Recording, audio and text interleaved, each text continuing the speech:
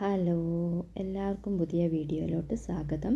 ഇന്ന് നമ്മൾ ചെയ്തെടുക്കാൻ പോകുന്ന പുതിയൊരു റെസിപ്പി സേമിയവും പഴവും വെച്ചിട്ട് സിമ്പിളായിട്ട് ഉണ്ടാക്കിയെടുക്കാൻ പറ്റുന്ന ഒരു അടിപൊളി സ്നാക്സുമായിട്ടാണ് വന്നിരിക്കുന്നത്. എല്ലാവരും വീഡിയോ സ്കിപ്പ് ചെയ്യാതെ കാണുകയും വീഡിയോ ഇഷ്ടപ്പെടുകയാണെങ്കിൽ ലൈക്ക് ബട്ടൺ ഒന്ന് ക്ലിക്ക് ചെയ്യുകയും ചാനൽ ഇതുവരെ സബ്സ്ക്രൈബ് ചെയ്യാത്തവരാണെങ്കിൽ ചാനൽ ഒന്ന് സബ്സ്ക്രൈബ് ചെയ്യുകയും അതോടൊപ്പം തൊട്ടടുത്തുള്ള ബെല്ലൈക്കൺ ഒന്ന് ക്ലിക്ക് ചെയ്യാനും മറക്കരുത്. ഇതിനായിട്ട് 2 കോഴിമുട്ട പൊട്ടിച്ചെടുത്തിട്ടുണ്ട്. നമ്മളൊരു പാനിലോട്ട് ഒരു ടേബിൾ സ്പൂൺ നെയ്യ് ഒഴിച്ചതിന് ശേഷം അതിലേക്ക് ഒരു നേന്ത്രപ്പഴം ചെറുതായി കട്ട് ചെയ്തത് വാട്ടിയെടുക്കാം. പഴം നല്ലതുപോലെ വാടി വന്നിട്ടുണ്ട്. ഇനി അതൊന്ന് നമുക്ക് വേറൊരു പാത്രത്തിലേക്ക് മാറ്റി വെക്കാം. ഇനി അതേ പാനിലോട്ട് തന്നെ ഒരു ടേബിൾ സ്പൂൺ നെയ്യ് ഒഴിച്ച് കുറച്ച് അണ്ടിപ്പരിപ്പ് വറുത്ത് കോരാം.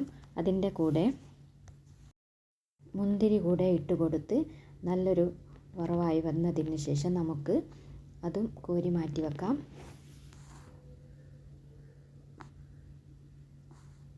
ഇനി അതേ പാനിലോട്ട് തന്നെ നമുക്ക് 1/4 കപ്പ് സേമിയ ഒന്ന് വറുത്ത് കോരേണ്ടതുണ്ട്. നല്ലതുപോലെ കളർ മാറി വരുന്നത് വരെ ഒന്ന് വറുത്തെടുക്കാം. വറുത്തതിന് ശേഷം അതിലേക്ക് നമുക്ക് ഒരു 1/4 കപ്പ് പാലൊഴിച്ച് അതൊന്ന് വേവിച്ചെടുക്കേണ്ടതുണ്ട്. നല്ലതുപോലെ വെന്ത് വരുന്നത് വരെ നമുക്ക് ഇളക്കി കൊടുത്ത് അതൊന്ന് വേവിച്ചെടുക്കാം. പാലെല്ലാം വറ്റി വരുന്നത് വരെ ലോ ഫ്ലെയിമിലിട്ട് നമുക്ക് വേവിച്ചെടുക്കാം.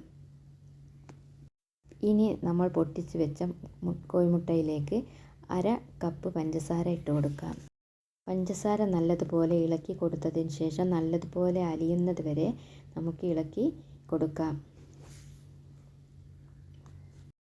ഇനി നമുക്ക് സേമിയ വേവിച്ചത് അതിലേക്ക് ഇട്ട് കൊടുക്കാം. സേമിയ കട്ട പിടിച്ചിട്ടുണ്ടെങ്കിൽ അതൊന്ന് ഇളക്കി കൊടുത്ത് റെഡിയാക്കിയെടുക്കാം. ഇനി നമുക്ക് വേവിച്ച് വെച്ച സേമിയ അതിലേക്ക് ഇട്ട് കൊടുക്കാം. കട്ടകൾ ഉണ്ടെങ്കിൽ അതെല്ലാം ഇളക്കി കൊടുത്ത് കട്ടകൾ മാറ്റിയെടുക്കാം. എന്നിട്ട് നമുക്ക് വാട്ടി വെച്ച പഴവും കൂടി അതിലേക്ക് ഇട്ട് കൊടുക്കാം. എന്നിട്ട് അതും കൂടെ മിക്സ് ചെയ്ത് കൊടുക്കാം. ഇനി ഇതിലേക്ക് ക്യാരറ്റ് ഗ്രേറ്റ് ചെയ്തത് ഒരു 1/2 കപ്പോളം ചേർത്ത് കൊടുക്കാം. അതോടൊപ്പം 1/2 കപ്പോളം തേങ്ങ ചിരവിയതും ചേർത്ത് കൊടുക്കാം. പിന്നീട് ഒരു 1/2 കപ്പ് പാലും കൂടെ ചേർത്ത് കൊടുക്കാം.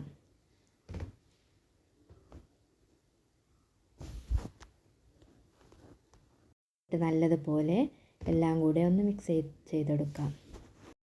ഇനി ഒരു പാനിലോട്ട് ഒരു സ്പൂൺ നെയ്യ് ഒഴിച്ച് നമ്മൾ തയ്യാറാക്കി വെച്ച ബാറ്റർ അതിലേക്ക് ഒഴിച്ച് കൊടുത്തതിന് ശേഷം മൂടി വെച്ച് ഒരു 15 മിനിറ്റ് നമുക്ക് വേവിച്ചെടുക്കാം.